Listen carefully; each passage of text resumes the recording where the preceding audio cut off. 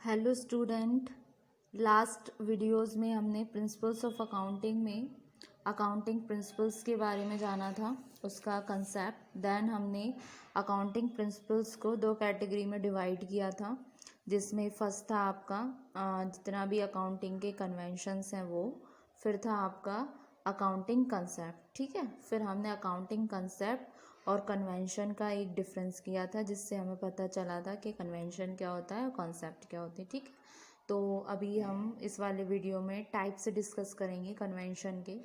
ठीक है, तो वन बाई वन हम इनको देखते हैं जो इम्पोर्टेंट हैं आपके। फर्स्ट में आता है आपका कन्वेंशन ऑफ मैटरलिटी। ठीक है, ये एक अवधारणा है मैटरलिटी की। मैटरलिटी का वैसे मतलब क्या होता है? मैटरलिटी होती है जो आपकी इम्पोर्टेंस। ठीक है, मैटरलिटी का मतलब क्या होता है?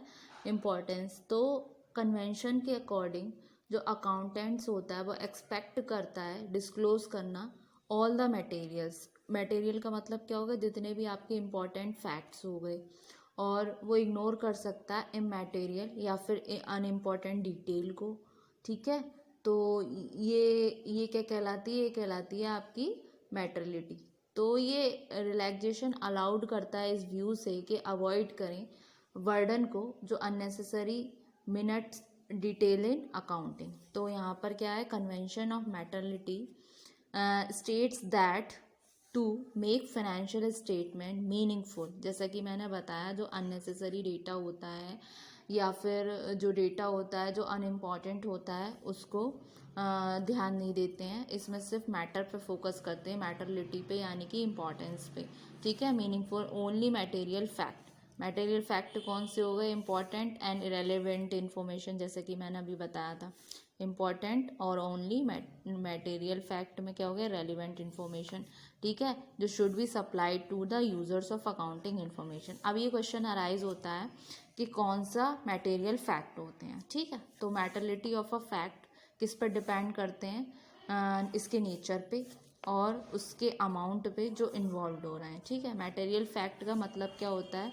Information of which will influence the decision of its user. मतलब मटेरियल फैक्ट वो होते हैं, वो इन्फॉर्मेशन होती है जो प्रभाव डालती है यूज़र के डिसीजन मेकिंग पे। ठीक है, फिर इसके सिग्निफिकेंस क्या क्या होते हैं, थोड़ा सा इसका सिग्निफिकेंस भी देख लेते हैं। ये हेल्प करते हैं फाइनेंशियल स्टेटमेंट को मोर मीनिंगफुल बनाने में, और ये हेल्प करते हैं मिनिमाइज़ करने में एरर्स कैलकुलेट करने में, और ये सेव क्या करते हैं? आपके टाइम और रिसोर्सेज को। तो according to this convention important और सिग्निफिकेंट आइटम्स को रिकॉर्डेड किया जाता है रेस्पेक्टिव हेड में, और अदर इन मटेरियल को इग्निफिकेंट ट्रांजेक्शन को क्लब्ड किया जाता है अंडर अ डिफरेंट कैटेगरी। जैसे कि बोला जाए तो जो होता है ना, in the practice of this convention, जो instead of showing many small expenses, मतलब जो स्मॉल एक्सपेंसेस हैं ना, उनको अलग अलग दिखाने की जगह हम क्या करते हैं? कॉन्सोलेटेड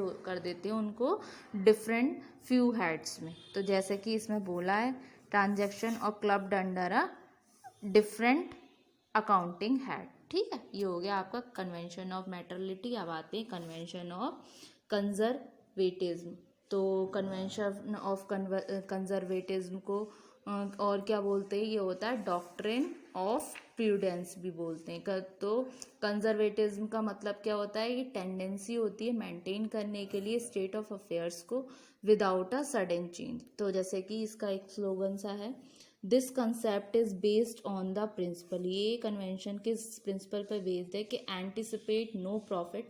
हम ये मान लेते हैं कि कोई प्रॉफिट नहीं हुआ, लेकिन but provide all possible losses. और ये मान लेते हैं कि इन फ्यूचर हमें ये लॉसेस हो सकते हैं। हम पहले से ये मान के नहीं चलते कि हमें प्रॉफिट ही होगा बिजनेस में, हम उसके पॉसिबल लॉसेस को मान के चलते हैं। तो इसमें क्या होता है? इसमें इग्नोर करते हैं हम सारे फ्यूचर प्रॉफिट को, लेकिन रिकॉर्ड करते हैं सारे फ्यूचर लॉसेस को। ठीक है, ये बेस्ड होता है उस पॉलिसी पे जो प्ले करती है आपकी safe in regard to showing profit, और इसका मेन ऑब्जेक्टिव होता है इस कन्वेंशन का शो करना मिनिमम प्रॉफिट को।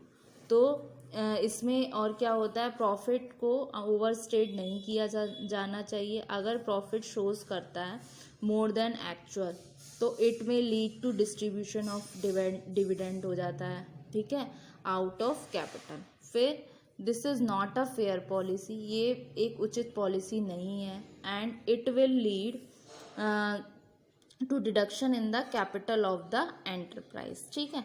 एग्जाम्पल के लिए जो वैल्यूइंग क्लोजिंग स्टॉक हो गया एट कॉस्ट और market price which ever is lower, creating provision for doubtful debts, मतलब जो भी कम होगी वैल्यू करने में, जो आपकी क्लोजिंग स्टॉक चाहे वो कॉस्ट पे हुई या मार्केट प्राइस पे हुई, जो भी कम होगी वो क्रिएट की जाती है प्रोविज़न के रिगार्डिंग डाउटफुल डेट्स के regarding, discount on debtors, writing of intangible assets like goodwill, patents etcetera, ठीक है। अब आते हैं हम कन्वेंशन ऑफ कंसिस्टेंसी। कंसिस्टेंसी का मतलब क्या होता है, मतलब कंसिस्टेंस बिहेवियर से चल रही हैं चीज़ें। कंसिस्टेंसी का मतलब होता है maintaining the same principle and practices. तो कन्वेंशन ऑफ कंसिस्टेंसी रिक्वायर करती है once a firm decided on certain accounting policies and method and has used these for some time, मतलब कंपनी ने कुछ पॉलिसीज़ और कुछ मेथड डिसाइड कर लिए, यूज़ कर लिए किसी टाइम पे, और ये कंटिन्यू चल रहे हैं और फॉलो कर रहे हैं सेम मेथड को और प्रोसीजर को। जैसे कि आपका हो गया स्ट्रेट लाइन मेथड, जैसे यूज़ कर रहे हैं हम डेप्रिसिएशन में। जैसे कि अगर डेप्रिसिएशन चार्ज हो रहा है आपके फिक्स असेट मेथड पे according to straight line method, तो ये मेथड क्या है, ये चलता रहेगा, ये फॉलोड करते रहेंगे हम ईयर आफ्टर ईयर। तो ये हो गया आपका कन्वेंशन ऑफ कंसिस्टेंसी, ठीक है। ये कन्वेंशन सजेस्ट करता है कि पर्टिकुलर प्रैक्टिस जब एक बार अडॉप्ट हो गई तो कुछ अकाउंटिंग पीरियड पे, कुछ अकाउंटिंग एक्सपेक्ट पे ये मेंटेन होगी फ्रॉम ईयर टू ईयर, और ये चेंज नहीं होनी चाहिए विदाउट एनी सॉलिड रीज़न, जब तक कि कोई सॉलिड रीज़न ना हो। अच्छा, कंसिस्टेंसी भी टू टाइप्स की होती है। एक तो हो गई आपकी वर्टिकल कंसिस्टेंसी जो सेम ऑर्गेनाइजेशन में हो रही है, ये फाउंड होती है किसी ग्रुप में इंटर रिलेटेड फाइनेंशियल स्टेटमेंट और ऑर्गेनाइजेशन के किसी भी सेम डेट में। और फिर आती है आपकी हॉरिजॉन्टल कंसिस्टेंसी जो टाइम बेसिस होती है। ये कंसिस्टेंसी होती है फाइंड आउट करने में फाइनेंशियल स्टेटमेंट और किसी वन एंटिटी का को फ्रॉम पीरियड टू पीरियड। अब आती है आपकी डायमेंशनल कंसिस्टेंसी, ये टू ऑर्गेनाइजेशन होती हैं किसी सेम ट्रेड पे। जैसे कि कोई दो ऑर्गेनाइजेशन है लेकिन क्या कर रही हैं, एक ही बिजनेस कर रही हैं, तो इस स्टेटमेंट का मतलब two different business entity in the same period.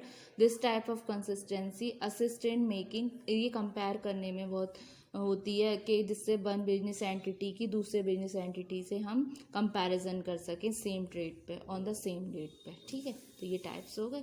Convention of full disclosure. Full disclosure का मतलब क्या है, फुल डिस्क्लोजर का मतलब होता है कि there should be full fair और adequate disclosure of accounting information. यहाँ पर समझ लेते हैं वन बाई वन जो मैंने पॉइंट आउट किया है कि एडिक्वेट का मतलब क्या होता है। एडिक्वेट का मतलब होता है आपका sufficient set of information to be disclosed, मतलब जो आपको इन्फॉर्मेशन जो भी चीज़ लग रही है सफिशिएंट है कि इसको डिस्क्लोज करना चाहिए तो उसको डिस्क्लोज कर दिया। फिर fair indicates and equitable treatment. Fair का मतलब क्या हो गया, मतलब जो आपको चीज़ें उचित लग रही हैं, इक्विटेबल ट्रीटमेंट लग रहा है, उसको डिस्क्लोज कर दिया। फिर फुल रेफर्स क्या कर रहा है, कंप्लीट और डिटेल प्रेजेंटेशन ऑफ इंफॉर्मेशन, ठीक है। अब इसका एक एग्जाम्पल ले लेते हैं, ठीक है। जैसे अकाउंट्स के बेसिस पे नेट सेल्स हैं आपकी 1,50,000, ये इंपॉर्टेंट है इंटरेस्टेड पार्टी के रिगार्डिंग नो करने के लिए। अब अमाउंट पे कुछ ग्रॉस सेल्स हैं विच में भी रेट 2 लाख और सेल्स रिटर्न भी इसमें शो हो रहा है, तो हम डिस्क्लोज कर देंगे कि 25% सेल जो है वो वापस हो रही हैं। तो जिसको ये किस चीज़ में हेल्प करेगा, हमें फाइंड आउट करने में एक्चुअल सेल की पोजीशन। तो होप सो स्टूडेंट आपको ये लेक्चर समझ आया होगा। नेक्स्ट वाले वीडियो में हम अकाउंटिंग कंसेप्ट को डिस्कस करेंगे। Thank you very much.